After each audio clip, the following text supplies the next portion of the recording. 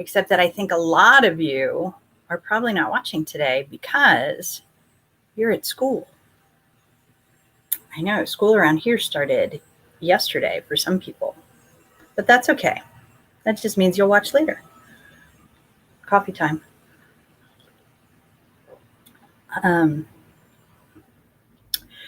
So this is thinking good thoughts for all the people that are starting school this week.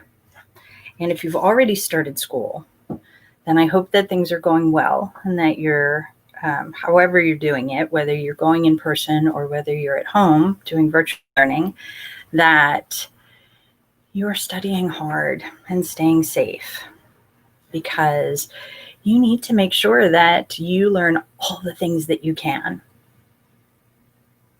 and try to have fun while you do it.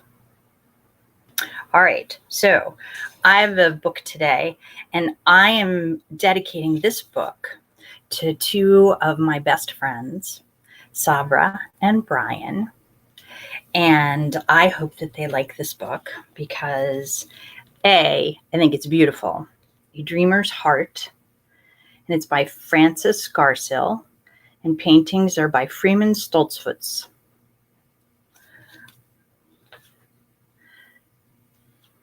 All right, and I'm going to take off the jacket cover because otherwise I'll drop the book. You've all seen me do that at some point. Alrighty.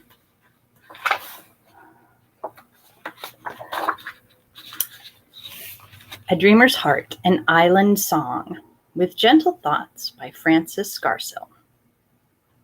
So it's a signed copy. I got lucky.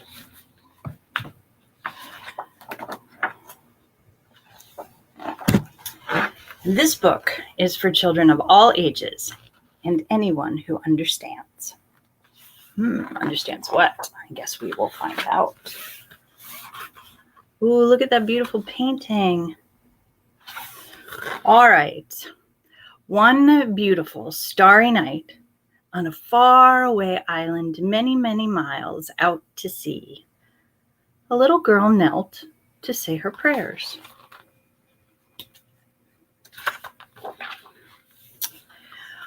When she had finished giving thanks for all her blessings, she climbed into her big cozy bed beside the open window, and looking up at the brightest star in the sky, she said, "I wish I were as pretty as a princess, as rich as a king, as special as a flower on the first day of spring." So there she is, looking out her window.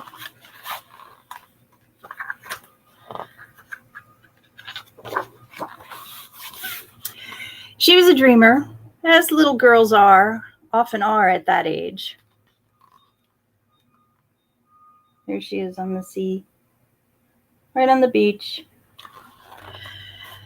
Not just little girls are dreamers at that age, but this is a story about a little girl.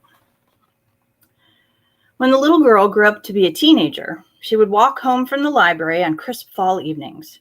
She would hear the leaves crackle beneath her feet. And looking up at the brightest star in the sky, she would say, "I wish I was pretty as a princess, as rich as a king, as special as a flower on the first day of spring."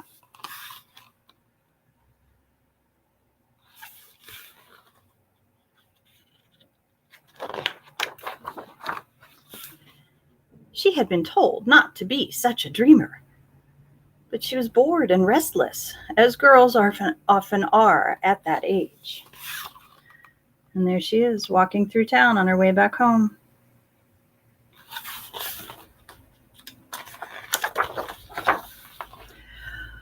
When the young girl grew up to be a woman, she married and had a little son. She became very busy taking care of her family. Look at all the pictures of her family.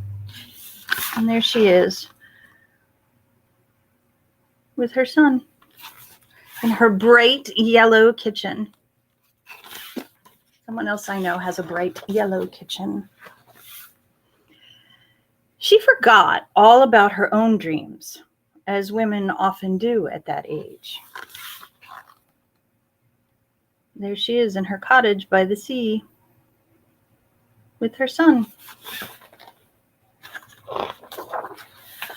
One day, her little boy came home from school with an essay he had written called My Favorite Person. As she read his words, happy tears filled her eyes because it was about her that he had written. How wonderful he thought she was, and how pretty.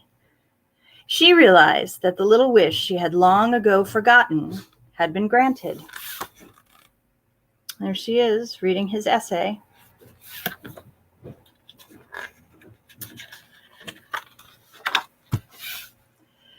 That night, the woman went in to give her sleeping boy a kiss. As she passed his open window, she looked up at the brightest star in the sky and said to herself, "My son thinks I'm a pretty princess. My life is as rich as a king's, and I really do feel as special as a flower on the first day of spring."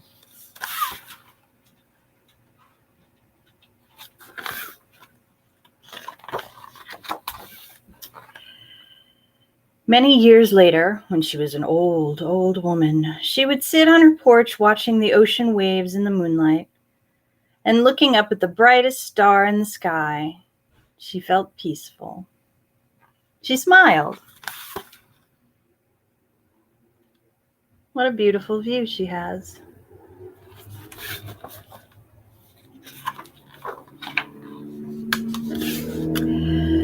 The tapestry of her being had been woven with fibers of kindness and compassion and honor.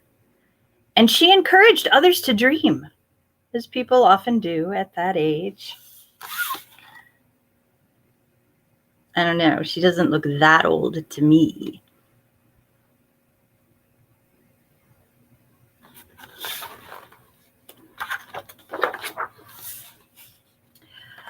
One day, the angels called her to them.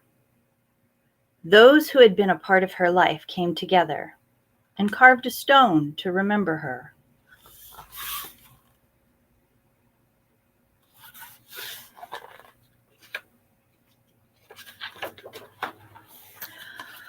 On the stone, these words were chiseled. Her heart made her a pretty princess. She was as special as a flower in spring, and anyone who knew her is richer than a king.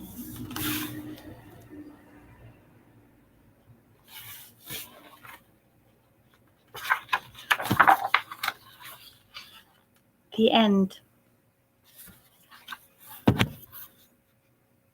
So remember that those wishes that you make when you're young, they may not come true quite the way you think they will. But hers did. It's just that sometimes when people think rich, they think lots of money, and they forget that to be rich just means that you are loved. Sometimes the people with a lot of money aren't loved. Then they're not really rich. They just have a lot of money. So, don't stop being a dreamer, because you never know how your dreams will turn out.